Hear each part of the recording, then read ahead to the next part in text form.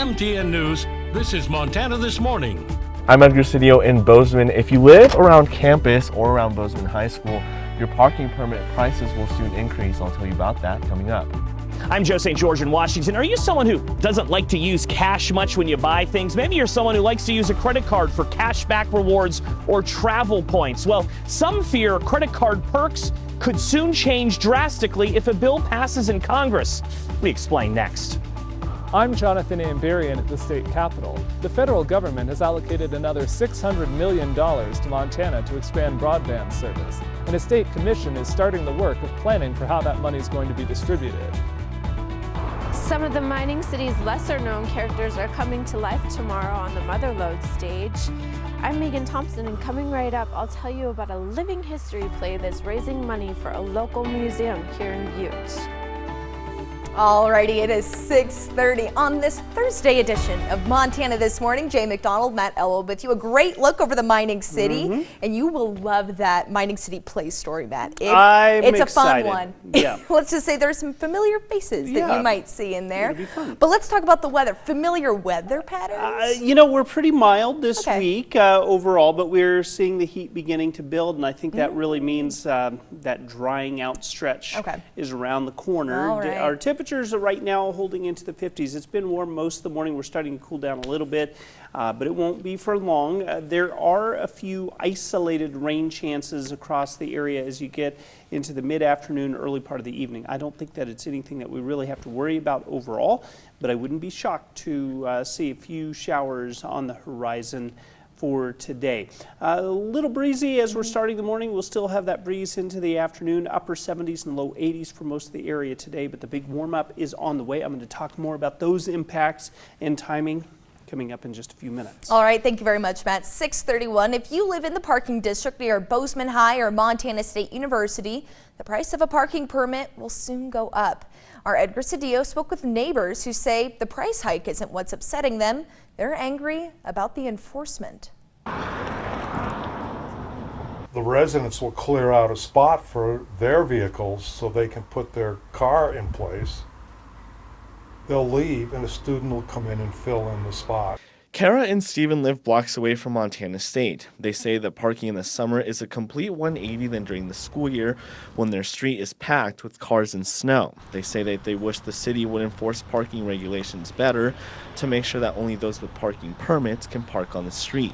As they usually have, and so there was minimal to no enforcement going on. The city says while the increases in the parking permit price from $30 to $35 are for administrative purposes rather than enforcement. The main reason for that was really to cover the administrative operating costs of the program. The city says that they issued just over 1,500 permits in the university and high school parking district, and 1,700 parking tickets were issued last year in those same districts. That revenue from the ticket generation really goes to the enforcement effort. So they're kind of two separate things. While neighbors say they would like to see more enforcement, the city says enforcement efforts won't change. More effective enforcement. And go back to the hang tags. The city does say that coming up in the fall, they do plan to hire a consultant which will study parking across the city as a whole. That really is going to go beyond just parking districts or even downtown.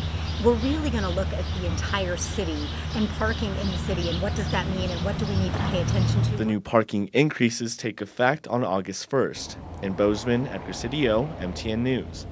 In other Bozeman City news, Bozeman Mayor Cindy Andrus says Eho Pomeroy will not be replaced on the City Commission. Monday, we told you that City Commissioner and restaurant owner Ehoy Pomeroy underwent brain surgery to remove an aggressive glioblastoma tumor. Because of her health issues, Pomeroy has missed a number of recent City Commission meetings.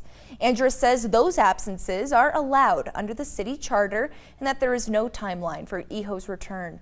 Andrus calls Eho a rare gem who has given much to her community and hopes she will be able to make a full recovery.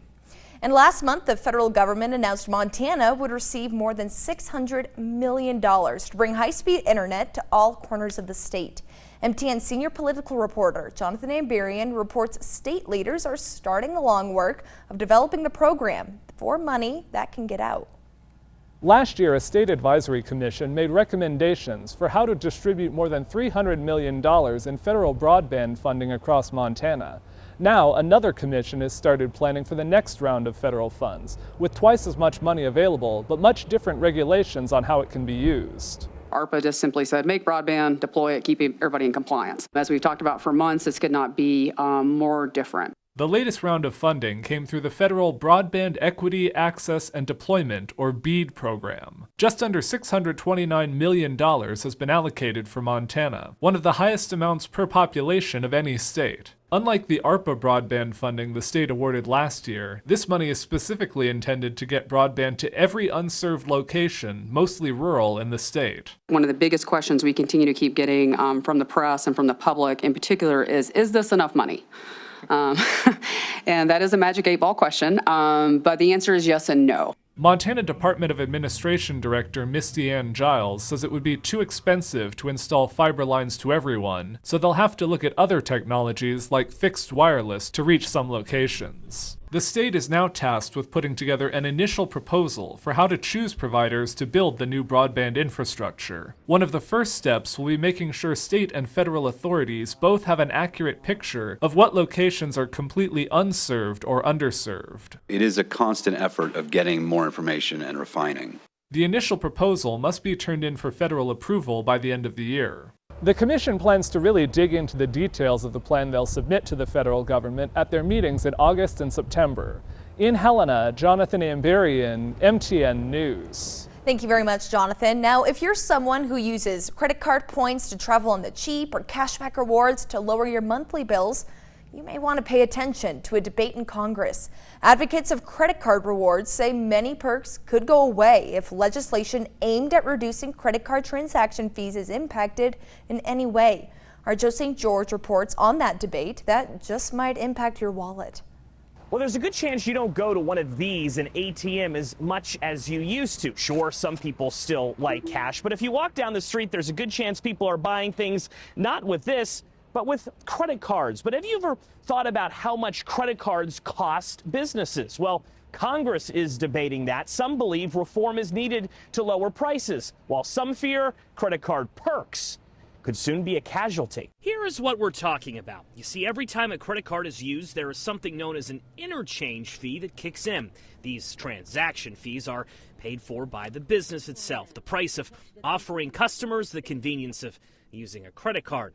Let's say you buy something for $100. Typically, $2 to $3 of that is a fee paid by the business. And while the U.S. has 4 credit card processing networks, some in Washington believe the market is dominated way too much by Visa and MasterCard, creating a lack of competition, they say, for businesses. There's one place that we can't negotiate, and that's with credit card companies. Recently, Democrats and Republicans joined small business owners outside the Capitol to introduce the Credit Card Competition Act, which would mandate that businesses have options beyond MasterCard and Visa when it comes to swipe fees. Small businesses pay the highest swipe card fees. Mike Beal with Ball's Food Stores in Kansas and Missouri says competition will mean lower fees and more savings for customers. But before you say, great, this will make going to the grocery store cheaper, make no mistake, consumers will lose. Ryan Kelly wants you to know something. Kelly is known online as the points guy and helps Americans discover how credit card perks like